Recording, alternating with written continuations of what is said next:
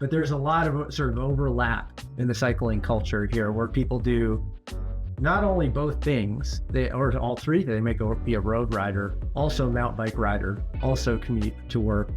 So they may do all those things.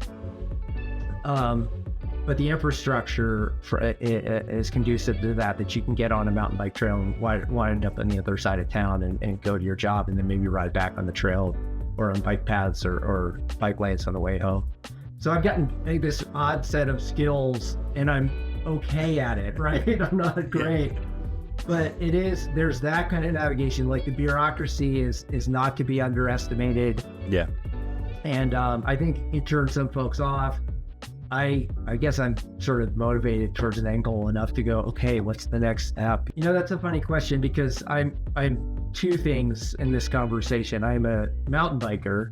Yeah. And I'll be completely frank, I'm not that mountain biker. This the first trail of this 2-trail, sub project of the greater Mount Eldon Dry Lake Hills Trails planning is a double black diamond. This is as gnarly as it gets. Okay, so yeah, I'll definitely ride part and hike part way down it at some point after it's built, because I was one of the main instigators of getting it done, and I want to see what happened, right? Sure. Yeah, of course.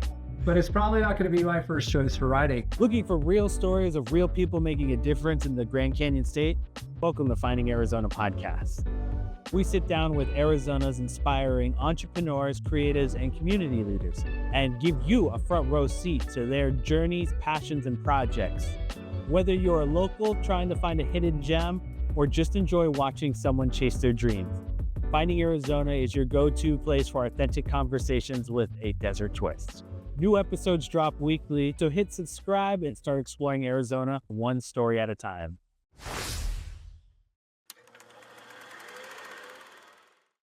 Welcome back, everybody, to the Finding Arizona podcast. I'm your host, Jose, and as always, we bring in fantastic guests every week, and today is no different. Ladies and gentlemen, hold on. I have this written down, and I really want to make it very dramatic here. Okay, today we're heading up to Flagstaff to talk about something that's been more than 20 years in the making. Our guest, Anthony, here is a 25-plus year veteran of bicycle industry whose experience spans everything from working as a bicycle messenger in New York City and San Francisco to managing 2 top 100 bike shops in the United States. These days, he's helping guide the future of cycling in northern Arizona as a board member with the Flagstaff biking organization. Anthony and his team have been working closely with the U.S. Forest Service and local partners on the Reserve's Downhill Trails Project, a major effort that will expand and improve Mount Eldon and Dry Lakes Hills trail system with new mountain bike optimized trails, skill progression routes for riders of all levels, and the support from organizations like Knackered Pepsi. The project is helping shape one of the most exciting trail networks in the region. Please welcome Anthony. Anthony, welcome. Yeah, thanks for having me. I appreciate you. Again, this is a big project to be taking on, but I want to run you through kind of the similar format that we typically kind of guide everyone in our projects or our podcast. Give us a little bit of your origin story, because yours spans more than 25 years in the bicycle industry, from messenger, like we were talking about or introduced. But originally, what drew you into cycling, and how did your journey eventually end up in Flagstaff, northern Arizona? So at 25 it's honestly and sadly to say more like 35 years, you'd say. I started as a bike messenger in New York City and Manhattan in the late 1980s. And so yeah, that's a long time. Anyway, so I moved to San Francisco. I worked there as a messenger for a half a dozen years. I rode my bicycle to Moab, Utah, and ended up working in bike shops there. Nice. My passion at that point had really become mountain biking, right? And but of course, being a messenger, I have an affinity for bicycle safety and bicycle access in cities and roadways and I love it. Everything in between. So I worked in and then ran bike shops in Moab, Utah for several years. I approximately 6 years. moved back to the Bay Area and worked for a messenger bag company there for a year, and then moved back out west to or back to the Intermountain West, I guess, and started running or ran a bike shop again here in northern Arizona for a couple decades, and concurrently became involved with Flagstaff Biking Organization as an advocate of all things advocacy. So Flagstaff Biking Organization does urban advocacy, kids bike advocacy, road bike advocacy, and mountain bike and trails advocacy as well. That's right. With a lot of overlap on the urban front with pedestrian advocacy, right? Just because it's often overlapping, and then similarly on the trails, we do a lot of just straight trails advocacy. Yeah. Always with a little bit of a bike bias on either end, right? But we end up doing a lot of generic advocacy for non-motorized transportation or just trails. Yeah, I like that. I like that. So a little bit of everything. You got you're, and it's the beauty of Flagstaff essentially, because you have the ability to kind of those transition areas from city to the trails. It's very unique that Flagstaff is what it is. So I will go into, because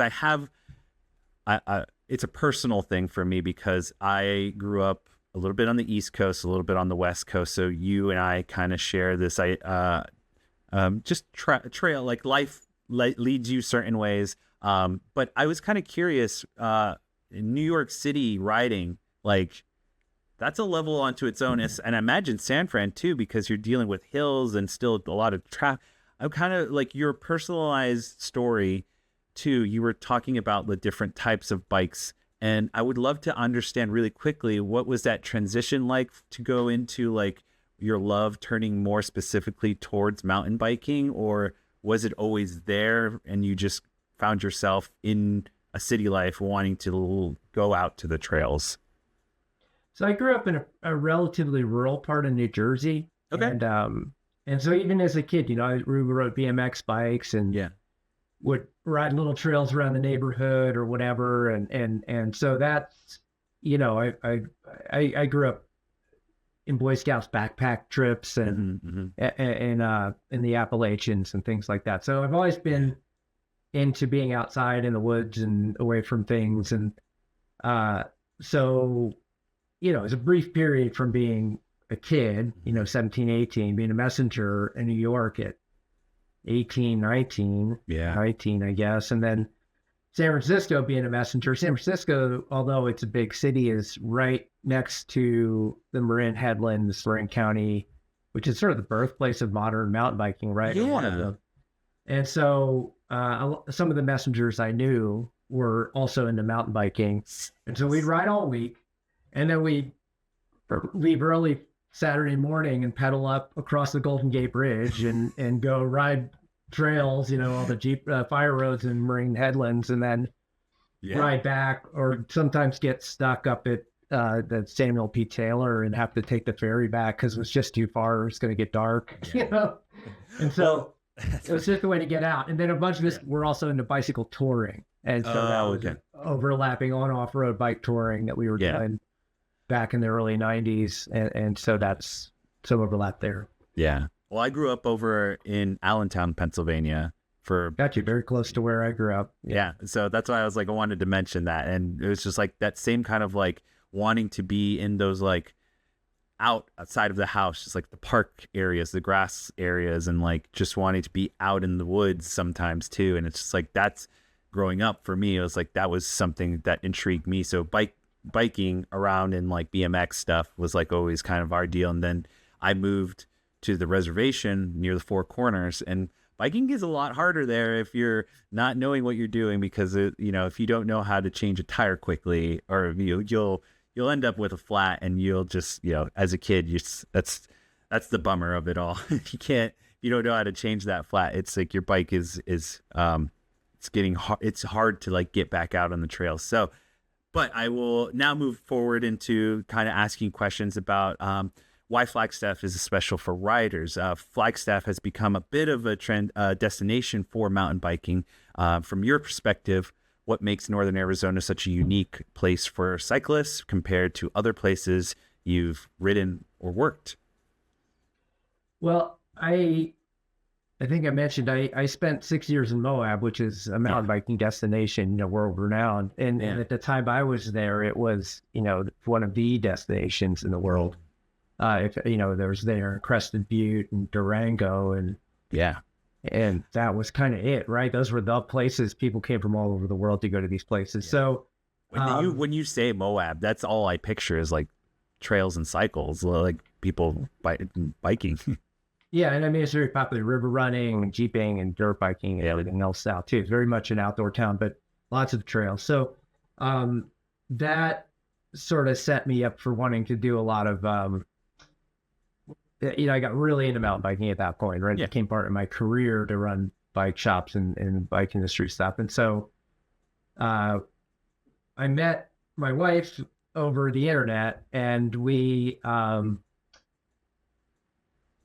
met up, and we ended, it was at that time, nobody met over the internet. We were, it was a funny email thing that happened, but so we did a little trip, and we ended up hanging out, and she's a graphic designer. So she wanted to move back to the Bay Area.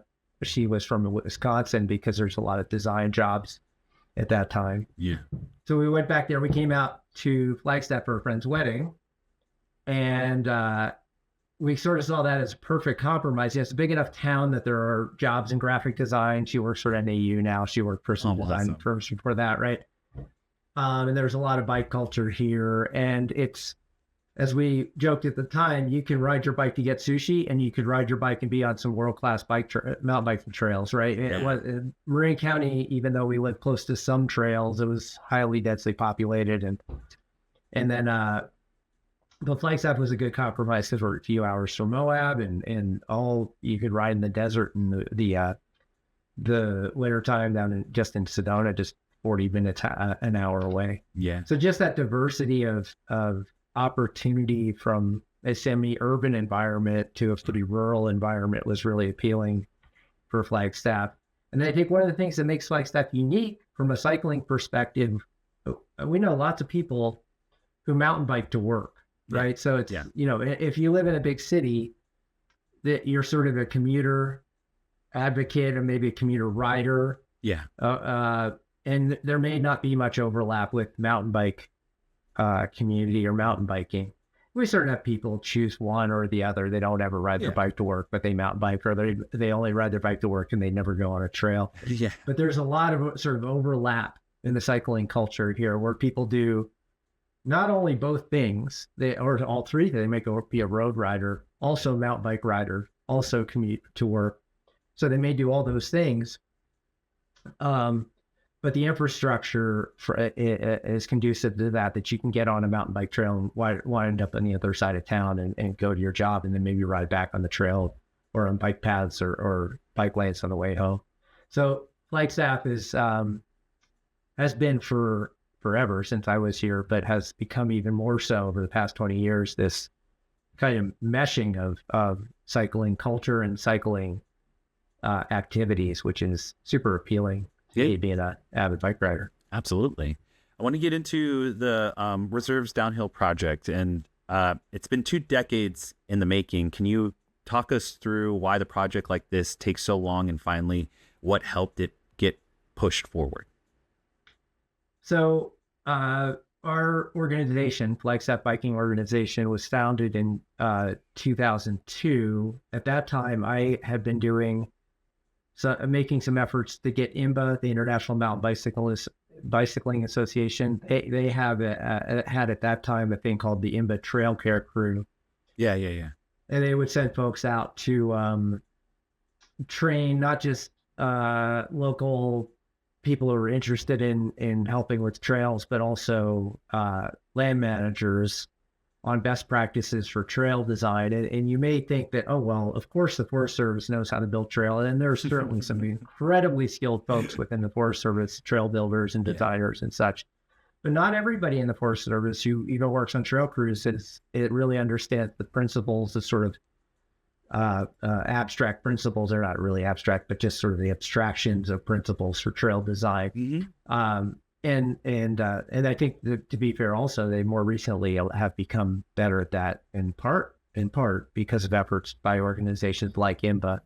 Yeah. So the trail crews would come out and teach these care crew class weekends. So I had some of those folks come out, and then this other guy in town who was, I think, a urban design or urban planning major at NEU, named Jeff Cross, wanted to put on a like a bike to work week event, and so he started doing that work, and started forming an organization around that. And I'm not going to get in the weeds, but there's also some folks interested in racing. So the company itself was formed around a racing club as well as this advocacy organization, because you've got to have a company to do this stuff at some point, right? So yeah.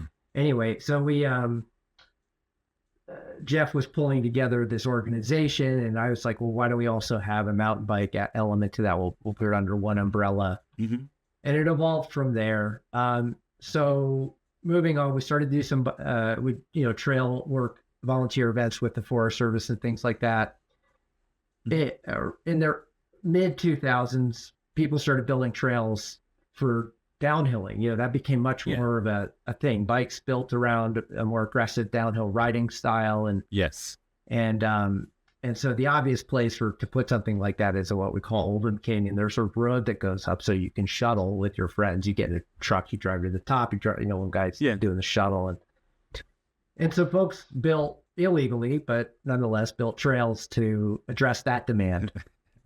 And a local guy at that time, this gentleman, Jonathan, approached us as the advocacy organization, said, hey, we got to get the Forest Service to adopt these trails or build something like this, that there's such demand and it's a legitimate use of the land and all these things.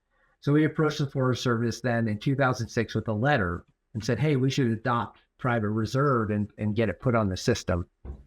That evolved, and I'm not going to get too far out the weeds from here, but that's the background.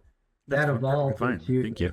Yeah, that evolved into a bigger plan to reorganize and better manage the trail system in the whole Mount Eldon Dry Lake Hills trail system. And for folks for Flagstaff, that's sort of our backyard.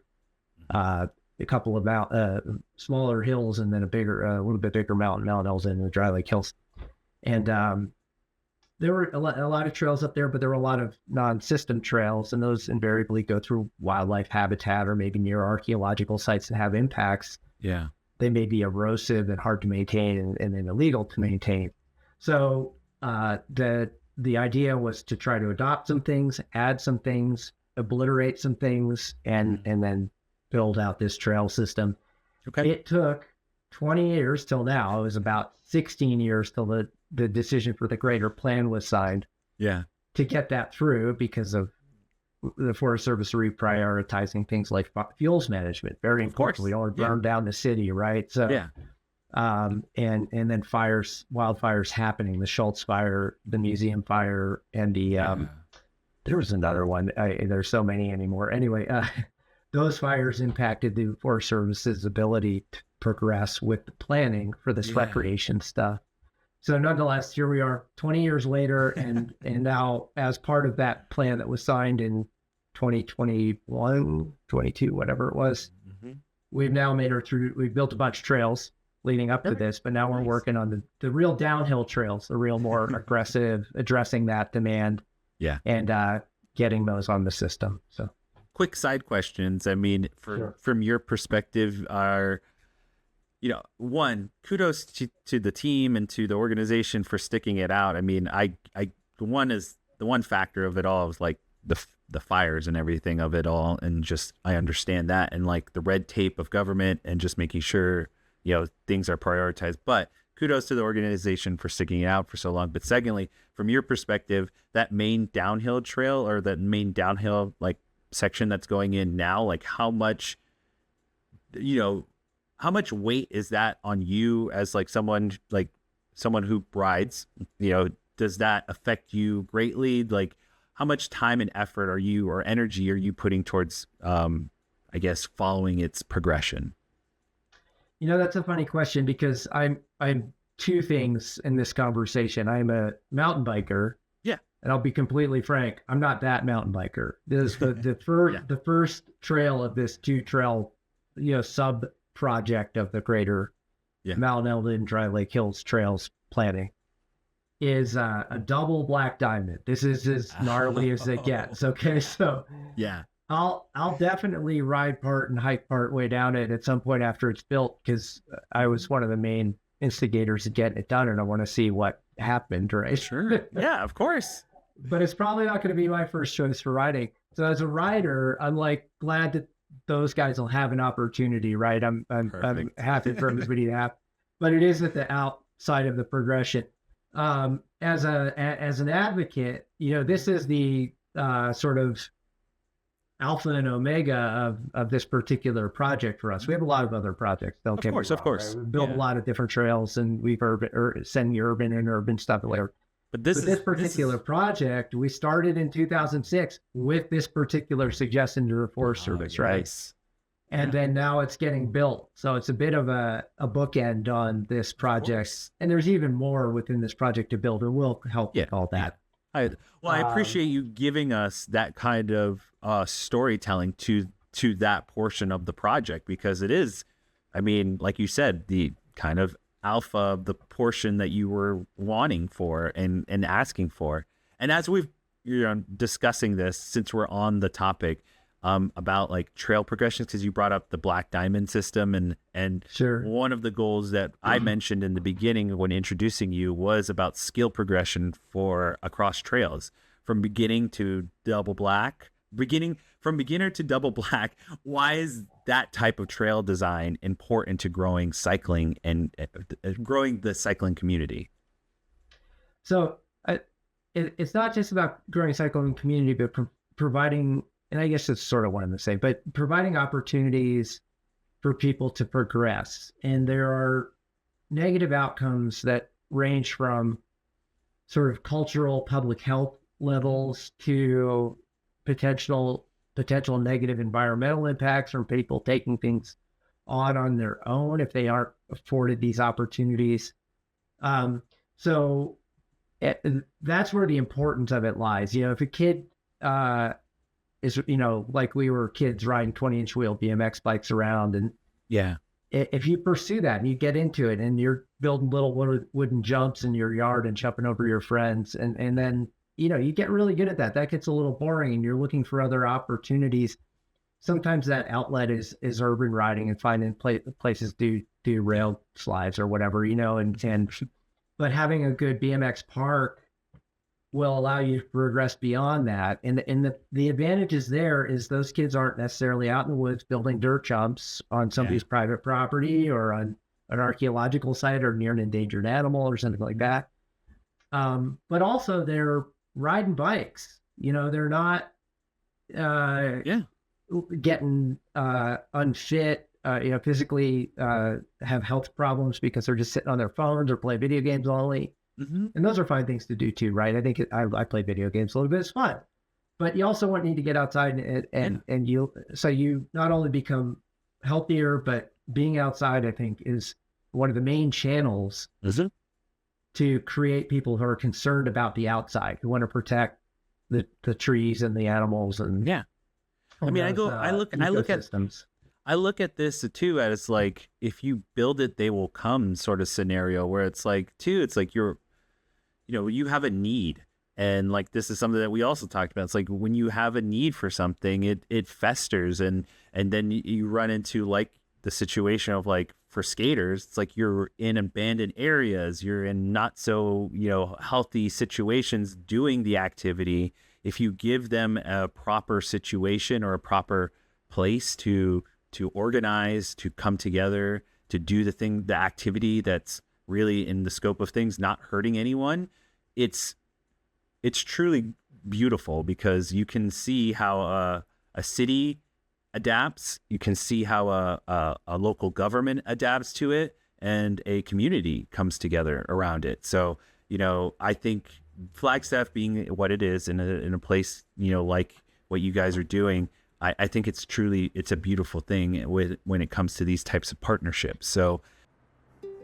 Hey, all you Finding Arizona fans. This is Jose letting you know we have a huge milestone we're here going to celebrate. It's our 500th episode. So we thought to ourselves, let's have a little celebration.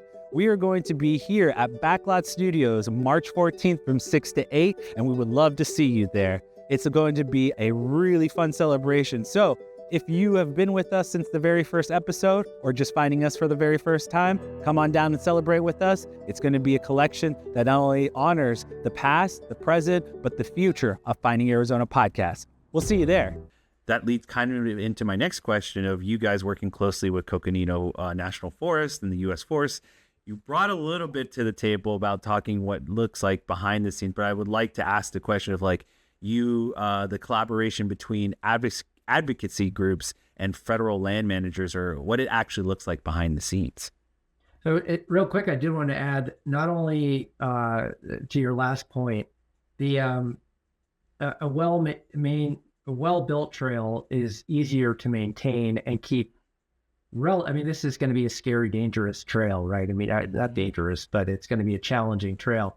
But you can make that kind of trail much safer if it's professionally built and maintained. Yes. So there's a bit of safety there. And another point I'll make is that there are economic impacts. If it's a well enough built trail and people come to ride it, that improves local economies for hotels and bike shops and restaurants and any of the other local stores or whatever. People will also move here to work at places like W.L. Gore or the Northern Arizona Healthcare Hospital. Yep. They have an additional draw for these kinds of opportunities and that type of progression and complete trail system. So on working with the Forest Service and how that works, it's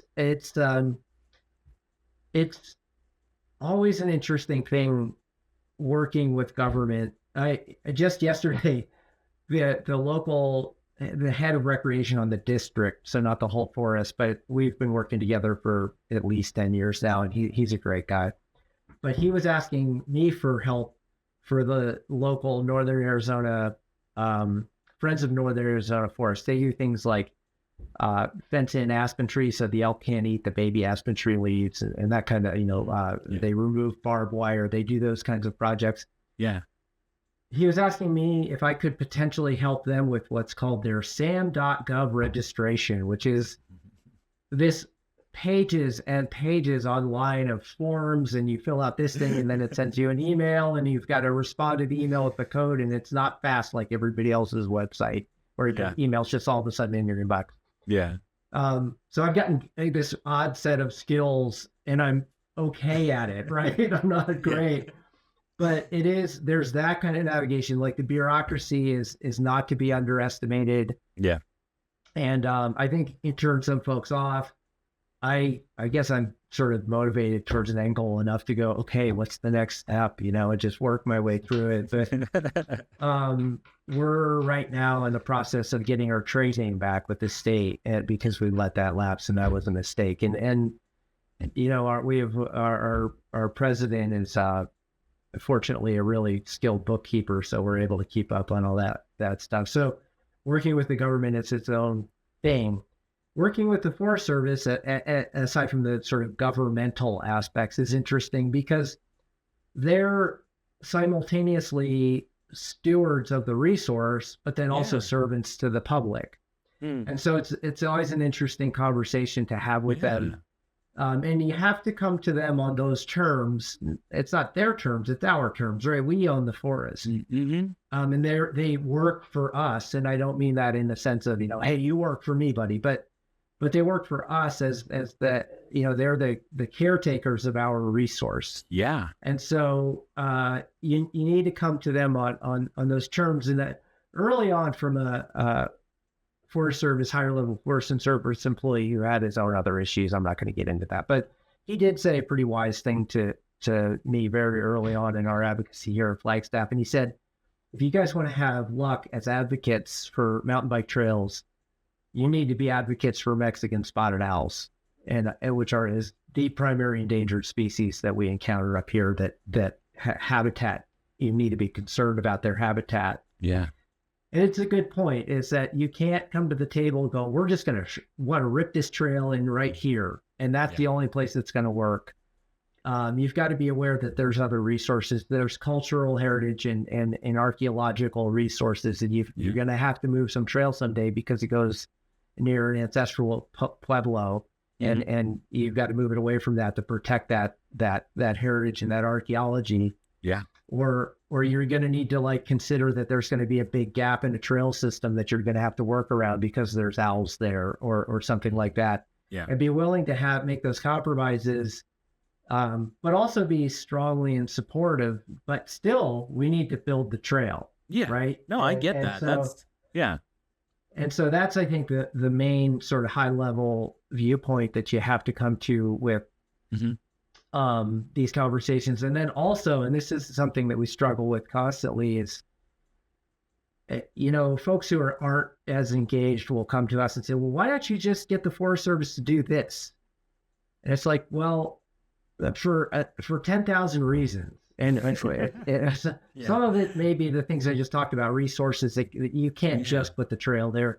But another is they have limited budgets and resources. Their trail crew last year, because of cuts made in the fall of 2024, and then also the Doge cuts, was reduced from 13 to like 3 or 4. And now they're back to about 10 this year. And so that's the folks who actually are out there working on the trails, right? They do real work every day. And that's not the first time stuff like that has happened. Of course. And that's just the implementation piece, making the trails. But when you go to them with a project idea, they're specialists, they're biologists and archaeologists and land use people and NEPA, National Environmental Policy Act administrator type people. They have other projects. There's a power line or pipeline going in. There's some ranching permit that needs renewed or canceled or whatever. They have a million things. Yeah, and the big thing right these days is fuels projects and fire projects, right? That they've got to they're trying to administer. Up here, the wood's there's not a lot of great trees, so they got to pay folks to come in the forest to get things back to a point that is manageable from a fire perspective. There's far more complexity to that I'm not going to get into, but that's the basic idea. Yeah. So all these specialists have their time allocated in. So you bring a trail project, and it's not like sure, we'll just get that knocked out next year. It's never that simple. Yeah. So trying to explain, one of the roles we serve in is to try to advocate to the Forest Service for we should be doing these trails projects while simultaneously explaining to the public why it's not happening this year or next year and why it takes so long and what happened to change the timeline and a million other things. Well, I mean, I think now I feel better about, so we've had an assortment of nonprofits that come on our show, and I feel for them. Like these are the types of things that I get a lot where it's like, you guys are fighting multiple fights and trying to do the advocacy and you're doing a lot. And so that was my thing of like, this is so great for me because I really do want to be the advocate for you guys, where it's like, you guys, like what I'd love to pitch you maybe a little bit later off air is like you guys coming back and sharing the update on the service of the trails and like what's going on behind the scenes. Because as much as you pull away from the weeds, I am so enamored by it, because that to me is like the juice, the fruit of everything. And so I love that you are working so hard to make these trails come to life for all riders. But I just think it's just wonderful that there are people out there like you who still care enough to want to approach and come to the table with like, yes, I would like this to happen, but I am willing to work with you and figure out a way, however long it may take, figure out a way as long as our group, our riders get an opportunity to have something beautiful that allows them to ride. Well, we'll figure it out as we go along. And so it's great that there are people like you who are still willing to compromise in the fashion to ultimately reach the goal. So I appreciate you. Thanks for saying that very much. You said something there was kind of funny. Several years after we first proposed private reserve to the Forest Service, we were pushing for various projects. We built the Fort Tuttle Bike Park. So we, at that point, we're advocating for the Fort Tuttle Bike Park to Coconino County Parks and Rec. Yeah. At that time, it wasn't called that. It was just a bike park. Yeah. And we were also similarly advocating with the city of Flagstaff for some sort of bike park because we didn't know if either or both would come on board. The city still hasn't, but the county did. I forget who else was in there, but anyway, we had put together a presentation, a PowerPoint. Yeah. A couple of other folks I was working with, Lyndon and Eric, were helping with this presentation, and so we presented this to a room full of land managers from northern Arizona, and some other riders and advocates, and there might have even been some law enforcement there because there's always that concern with illegal trails being built, and yes, good law enforcement will be like, okay, what's going on here? Can you explain to us what? Yeah. So, but it was funny. The deputy district ranger for the Flagstaff Ranger District at the time, we gave this presentation, opened it up sort of question and answer, and he said, well, Anthony, we can't do this next year. And I said, yeah, but if I ask you next year, it's going to be, you can't do it the year after that. So I'm asking you this year. Yeah. So it'll be like one more year sooner, right? So it's sort of, that's what you were saying, right? Yeah. That kind of conversation. It's like, oh, I get, you're not just going to magically whip out a plan by 6 months from now. And he chuckled at that, but yeah. So it's like, how long do we have to wait till you can do it next year, right? Like that's, when should we do this presentation? Yeah, and it's basically you coming to the table and be like, hey, we still want this. We still want this. We still want this. It's like, okay, it's like that's. Again, we go to the simplest terms that I can always go back to. I just like the squeaky wheel gets the grease sort of deal, where it's like, if you don't say anything or don't speak up, they're just going to ignore you. They're not going to do the thing. They're not going to try. So if you're not if you're not advocating for yourself, it's like, you just got to keep trying. So the other thing that we are talking about, that you guys being who you are, is funding. And that's a big part of, all of these groups that try to make something come to life. And funding for the trails, this project roughly needs, I believe, $400,000, and Knackered Pepsi's helped kick off things with a major donation. How important are local businesses and sponsors when it comes to making projects like this happen? Well, let me talk sort of holistically about some funding things. So that to the whole project, because we had talked sort of specifically about this double black diamond. That trail is our first phase, and that's going to be around $240,000. Okay. The second phase is then another 160-ish, and these things that the contractor may go over budget. We have expenses to just get the word out about our fundraising, so that's buried in there. Yeah. But the second phase is going to be a single black trail that's in the same vicinity, starts from the same trailhead. And so I'll probably get to ride that one on a regular basis. I'll be excited about that. That's awesome. But so we broke this thing up into phases because I got to tell you, trying to get to 240 right now is a little rough. We're sitting here trying to sell sweepstakes tickets and stuff. And so we're still shy a bit. But anyway, so that's that to put a finer point on this particular project. And then generally, we have an odd business model with Flagstaff Biking Organization. We have no paid positions within our organization. We pay contractors and to build trails. We have paid contractors in the past to build a website at a significantly discounted rate. We pay for things that we have to buy. We're getting a new pop-up tent for events and things. And we pay to host a website and print materials for communication and that kind of stuff. And then we're also very project-based in our funding. Yeah. So we do have an annual trail program that we have sponsors for, and we shifted the focus of that program several years ago to, it previously was for $250, you got your trail day. We would advertise it was your trail day, and that helped pay for the expenses to just run those trail days because they were inexpensive. We get donors for food and for coffee for those events. And so they were, net zero. We weren't making money with them. We weren't losing money on them. But as we saw this Mount Elm Dry Lake Hills Trails project come online and get approved, we were like, look, we're going to need to raise money now to pay contractors to build some of this trail system. And so we changed that to being more of a sponsorship of the program model and our trail fund. Okay. And we're able to raise a pretty substantial amount of money to seed a lot of projects.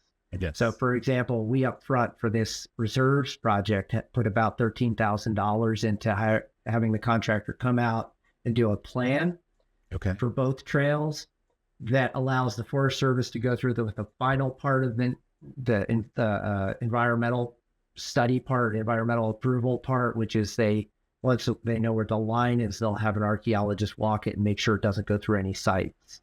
And for example, just to sort of wrap up the last piece of the puzzle on that analysis. Yeah. So they need to know where those trails are going to go. So that planning helps with that. It also helps us tell a story to fundraise for the construction itself. And so one of the things we do that's challenging is go, okay, well, we've got this big chunk of money we need to raise. How are we going to do that? And we're very fortunate. We've had several other projects that NACRD has supported. Our other sponsors on this project so far are Joy Cone. So if you've ever had an ice cream cone, you've probably had a Joy Cone in the United States. They have a factory here in Flagstaff, and they're awesome folks. They help support the Fort Tuttle Bike Park as well. A Starlight Flagstaff, which is a new development that's being built. We're really excited about this development from our urban advocacy standpoint because it's going to be a real multimodal development with mixed housing and pathways for kids to get to school. And so there's some other built-in mountain bike facilities within the community. So that's a gentleman locally who also runs Village Camp out by Belmont. So the Village Camp's also supported our trail program. And then the Mountain Bike Association of Arizona, which are phenomenal supporters of ours over the years with smaller grants, and they really stepped up to this to fund this. That's great. So we've got those three guys, and then NACRD Pepsi, who really have pulled this whole project together and really give us the footing for, frankly, me and the others. My friend Joe, who helps with our trail program, my wife does a lot of our marketing work. To see the light at the end of the tunnel for this project. And so, because that first step of $240,000, I mean, that's a lot of cash. So in this particular case, we've got these local businesses. Most of them have riders at their helm. So Palmer, who's the president of NACRD, I think, not CEO, I'm not sure exactly. So I think he's president of NACRD Pepsi. He's an avid mountain biker, and this is the style of riding he enjoys, right? So he likes this. David George, who's one of the owners, principals at Joy Cone, is also a mountain biker and opened Joy Cone in Flagstaff, as I understand, because there were trails here to ride. Oh, cool. Scott Roberts, who runs Starlight, also an avid mountain biker. And of course, the MBAA, they're all mountain bikers, right? So we're very fortunate to have these folks in the community who are avid riders, who have the resources to help us fund these projects. And so we developed great relationships with them over the years, and they really help support the community here in the hugest way. Yeah. And so we've got that. We've had a bunch of folks just donate to this project, $50 or $100. A couple of people donated $1,000 or more. Yeah. And then we just started a few weeks ago a sweepstakes. Nice. We have a bunch with over $23,000 in prizes. The main prize is from Pivot Cycles, and they're an Arizona-based mountain bike company. Well, they make gravel bikes and other things too, but it's an Arizona-based bike company. They're based out of, I think they're in Tempe now. I saw they moved their headquarters, so I think they're still in Tempe probably. They're in the greater sort of Phoenix Valley. I will have to look them up. Yeah, they're awesome. They make mostly higher end bikes. They make e mountain bikes, and in fact, our big sweepstakes prize is one of their e mountain bikes. And so they donated that bike, and we're sweepstakesing that. We've got prizes from SRAM and Kona and Santa Cruz Reserve, their wheel sets. A bunch of other big bike companies have really stepped up. local bike shop, Absolute Bikes and Bike Rev have stepped up to help get prizes and or put in some prizes. And so all of these folks are pitching in prizes, and we learned that there's all kinds, we were talking about government stuff or whatever before. Yeah. The sweepstakes, you don't just sell raffle tickets. No. You've got to be in compliance with states. And so I just learned all about that recently. Yes, you do. Anyway, can I just be honest? We just had Tucson TMC Mega Raffle on here. And so that in itself, raffle is hard. And they're doing the sweepstakes too. And it's like, oh man, they were telling me off air a bunch of stuff, but it's like, yeah, state compliance is a thing for these types of things. You can't buy tickets if you're in New York. It's in our terms and conditions. We the International Mountain Bike Cycling Association, IMBA, helped us with some additional terms and conditions to add to our sweepstakes page. And so I learned all about that recently. So now I'm a big old expert sweepstakes too. The legalese of it all. Yeah, I had to fill out and get notarized a promissory note because of how much raffle prizes we had. That was exciting. That sounds super fun. So hopefully these guys don't leave me on the hook for $23,000 worth of bike parts and stuff. I suspect all will be great, but anyway. Yeah, I think all will work out. You are. Oh, I'm sure. I mean, you guys are working your tails off, and this project is just a beautiful thing from my perspective as an outsider standing here where I am and looking in. But we're reaching towards the end of our conversation. I'd like a couple of things that I want to run through you in the final questioning of it all. I look towards the future. Looking ahead 5 to 10 years, where do you see mountain biking in Northern Arizona going? Are there any projects or expansion rides riders should be excited about? I mean, if I could ask anyone about the future of mountain biking in this area, I think you would have your head wrapped around the next 10 years. So a thing that I'm going to get timelines wrong here. I think around 2018, we were one of the instigators and a participant stakeholder in this thing called the Flagstaff Trails Initiative's Regional Trails Strategy. Okay. And those of us who meet quarterly about trails for a couple decades before that, sort of came to terms with the fact, like, look, we're in here, we're sort of in a silo, and we need the decision makers at each of our FBO, we had our decision makers in the room, but the Forest Service and the city and the county, it was really not, they're functioning a little bit of it, not entirely, but a little bit of a vacuum from the Forest Supervisor's office and the city council and the county supervisors. And not that those folks weren't engaged on occasion, but what we wanted is to get some buy-in on a strategy for the area. Yeah.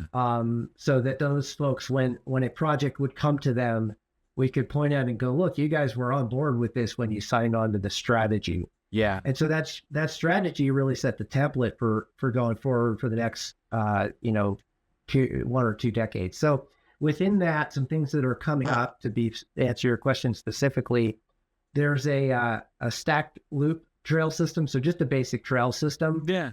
That's meant to be built, hopefully, on U.S. Forest Service land, south and west of Fort Tuttle, where the Fort Tuttle Bike Park is. And there's some trails within Fort Tuttle proper, and a few trails like the Flagstaff Loop Trail, which was one of our babies years ago, still is. So to tie in for folks who know the area to the Rogers Lake Connector Trail, the Rogers Lake Trails, to build a trail system that can be used to stage events for public use generally, right? Mm-hmm. But also to stage events from Fort Tuttle, which is a really good event staging area, county owned. Mm-hmm. So you could have bike races with different courses and things out in the forest. And the idea with that is that the county would build and maintain those trails on Forest Service under an agreement with the Forest Service. Okay. So that's one expansion. We're working right now to help develop the groundwork for a trail connecting Observatory Mesa to Belmont, which is west of Flagstaff. That'll be natural service, but a wider trail so that folks can use it to potentially commute to Flagstaff from the Belmont area. They can use it for recreation, connectivity for longer gravel rides and things like that. and maybe a little bit of a loop out near Belmont. So that's very preliminary. Observatory Mesa is the city has signed off on that, and they're now moving forward with that. That'll be a mix of just basic trails, some adaptive bike trails, but also some short directional bike specific trails, which would be awesome. Just for afternoon laps right next to town. And then our big hope is that the Forest Service would proceed on developing more trails, including some directional mountain bike trails, more across the spectrum of rider abilities in the Fort Valley area, which got some improvements 20 years ago or so, but really needs to be sort of pulled together, need some love and some additions and things. So those are some of the next 10-year type things that we're hoping to see happen, or things are actively potentially moving forward. Love that. I'm sure there will be something later. I think about it. Oh, I should have said that thing. That's sort of the big idea. That, like I said, I want you to. I would love an update. Like I would love for another come back and let's talk some more about what's happened, what needs to be done. Because I think that's having these routine updates would be so. I would imagine for bikers at least a little bit intriguing, especially such a vibrant biking community as Flagstaff in northern Arizona too. So my final question, and this is just, for the bikers and the lovers that across the area, that's the best way to get involved with Flagstaff Biking Organization to help support projects like Reserves Downhill Trails. So right now our big push is this Reserves Downhill project in this sweepstakes. I'm telling you, there's something in there for everybody. You don't even have to be a biker. There's a couple non-bicycling things in there. Sweet. But that is, if you go to flagstafftrails.com, it's that simple, flagstafftrails.com. I can't believe we got that URL. It was $20 and we were like, yeah, we'll take it. So flagstafftrails.com, go to there, and you'll be able to figure out how to buy sweepstakes or make a donation to that project easily. Our regular website is flagstaffbiking.org. There's a couple stale things on there. It's still winter up here, right? So, but we have Flagstaff Bike Week coming up. So, and our trail program dates will go live very soon, and we'll have a lot. That'll get a refresh of content pretty quick here. But there's a lot of basic resources about what we've done now and what we're doing now, what we've done in the past. If you're curious, so flagstaffbiking.org, flagstafftrails.com. And please buy raffle tickets. Donate early and often. We got to get this thing built, man. Yeah, we're still $50,000 away from our goal of 240 for that phase one. So let's do this. We have time. Go out and buy yourself a wonderful chance at a very wonderful organization. So I appreciate your time, Anthony. Thank you so much for being on the show. Thank you for giving us the little bit of the information. Is there anything that we missed? I really don't want to leave you without you saying everything you want to say, because I feel like it's the best time right now because you are here with me. You're ready to jump off a cliff to make this first project phase go through and meet its goal. So I'm just giving you the floor. I guess just with a little bit of time, I do want to again thank in this particular case, but I'll say all of our sponsors of all of our programs, the Knackered Pepsi, Joy Cone, Joy Baking Group, Starlight Flagstaff, and the MBAA, Mountain Bike Association of Arizona, for stepping up on this project. Those guys are incredible, and none of this would be happening because we're 50K away, and that's going slow. We would have been 100 or 220K away without those, 200 and whatever, my math, 190K away if it wasn't for those guys. So well, we appreciate them, and that concludes our episode. Yeah. Oh, 90K. There you go. Sorry, my math is just failing right now. No, you're fine. But with that, we say goodbye to everyone. We say thank you to all the listeners. You can hear every episode of our podcast at findingarizonapodcast.com. Social media-wise, Finding Arizona Podcast under everything. And we end every conversation with a kisses, hugs, and belly rubs to our four-legged friends. And we will see you next time. Bye, y'all.